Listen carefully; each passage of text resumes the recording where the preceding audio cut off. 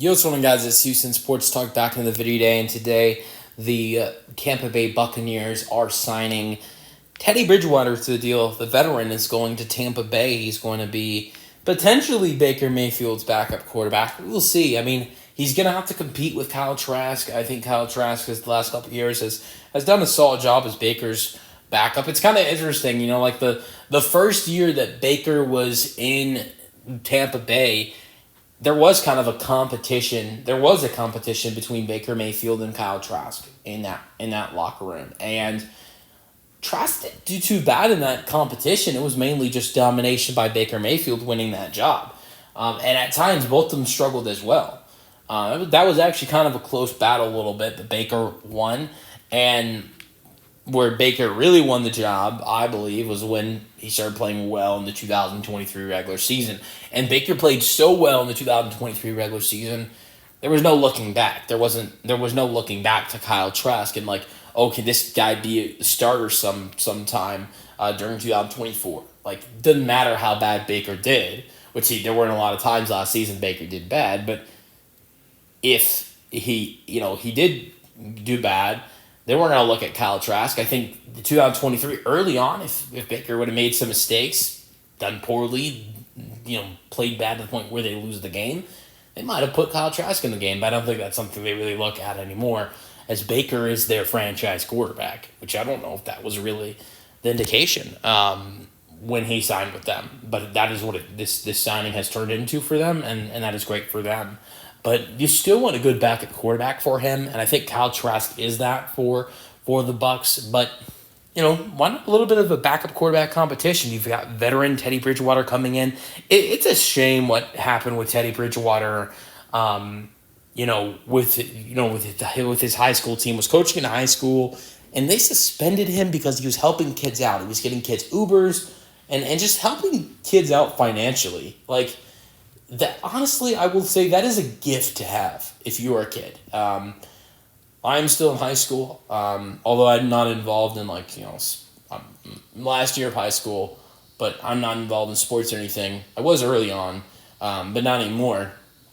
But as someone who played sports in middle school more than I did high school, I had great. I was eighth grade basketball. That is great to have. Good. I had two great coaches in middle school basketball. They I don't even honestly, and it's no, not judging them at all. They didn't do anything financially for us, but they were still great coaches and they cared about us. Like, that is great to have, especially football as well. And Teddy Bridgewater financially is in this situation where if he wants to help kids out, he can do that. Like, some coaches, can't do that. Like, sometimes you'll have a coach, like, he can be a great coach, but maybe financially, that's fine. He's not in the situation to help out the way Teddy did, getting players or students Ubers or helping them out other ways so they can have a better life. Like, that is a gift what Teddy Bridgewater did, and instead he got punished for it. Now, if the school had rules, I get it, there's rules, but there wasn't any inappropriate stuff going on, and Teddy Bridgewater genuinely just wanted to help and make a difference. And so, I liked him before. It's not like I didn't like him before. I liked him because of the adversity he faced as a young quarterback with some of the injuries he had. It made me want to root for him more. But I think that situation just made me like him even more. And so, but has thrown a total of 15,000 passing yards and 75 passing touchdowns in his career, but hasn't really played at a decent level. Like, when I say decent level, I don't mean like how he's playing. I mean like actually just playing. He hasn't really played since 2022. He was with Detroit in 2024, joined them late in the season as late addition, was on their roster in the playoffs. He actually played one game for the playoffs. Jared Goff got a little banged up, and you can see this situation happening in the new show Quarterback. And Jared Goff gets banged up. They made him go check concussion protocol, and he goes and he had to take a couple plays off. And Teddy Bridgewater was the guy to come in, even though Hendon Hooker was the backup all year for Detroit.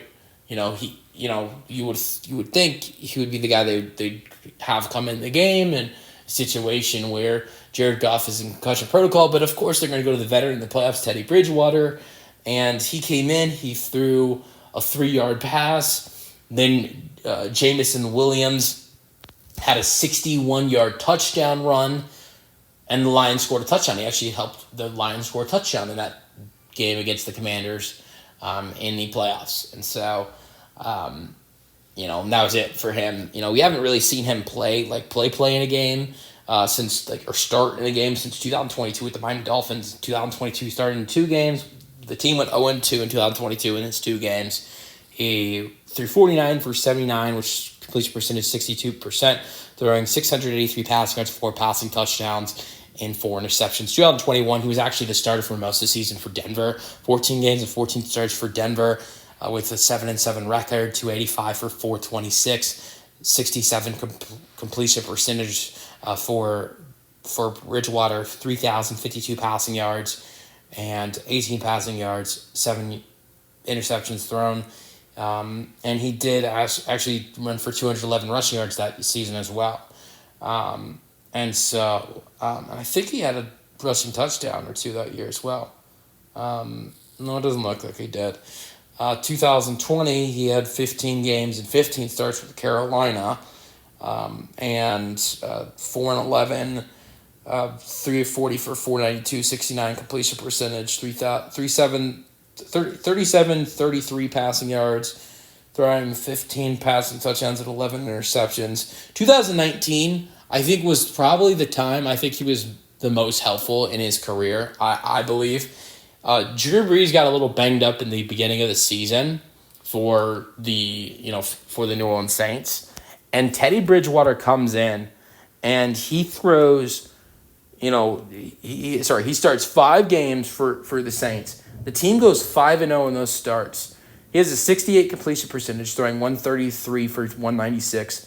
Throws 9 passing touchdowns with his 1,400 passing yards in those 5 starts. And he also ran for 90 rushing yards in those games. So he stepped up for the Saints in that 2019 season. They were one of the best teams in the NFC that year. Obviously, Super Bowl didn't. They didn't get it. They weren't able to get a Super Bowl. That was the year they lost the Vikings in the first round. Bridgewater's former team.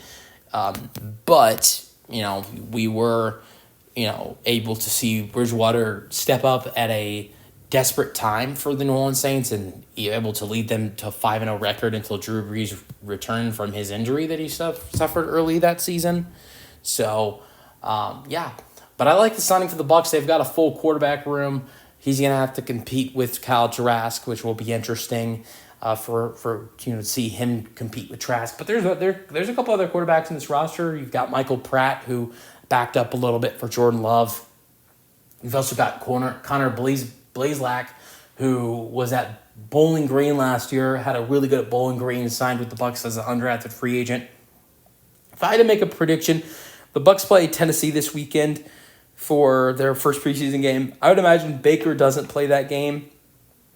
Just a prediction: Teddy, Kyle Trask, Connor Blazelak, and all of and Michael Pratt also play in that game. So I think the Bucs. My prediction, this hasn't been announced, but my prediction is Baker won't play this weekend against the Titans. The Bucs will play their other 4 quarterbacks in the roster. I think the undrafted rookie Connor Blazelak will probably get cut. And then my prediction is the next week, then you see Baker Mayfield. They play, I want to say it's the Bills. I could be wrong. They play. I think the Bills is their final preseason game, but they play someone else after the Titans before they play the Bills. I think that second week, Baker will probably play. You'll see Teddy and Kyle Trask again, probably Michael Pratt again. Then that final, I don't think Baker has much to prove. He doesn't have much to prove anymore. I think you only need to see him once in the preseason. I don't know if he ends up only playing once, but if I were Todd Bowles, I'd only play Baker once, play him in that second game, and then that third game, play Kyle Trask, Teddy Bridgewater, and Michael Pratt. Let them get some opportunities. Let Baker rest. And if I had to make a prediction what the Bucs do, I would say Baker obviously will be the starter. I think Bridgewater and Kyle Trask will kind of be co-quarterback, co-backup quarterbacks. Like either one could be the backup quarterback. Like, maybe in a situation where, I feel like I think you'd want Teddy Bridgewater as the backup quarterback. I'm gonna say he wins Trask is a good quarterback though. I'm gonna say Bridgewater wins the competition between Trask, but Trask is still in the roster as the third emergency quarterback. And so that is my prediction, that it'll be those three. And I think Michael Pratt could be a practice squad addition for the Buccaneers. I think Bazelak probably just gets cut. But yeah, we will see what happens with Bridgewater and the Bucs. Let me know your thoughts on the signing in the comment section, and peace out.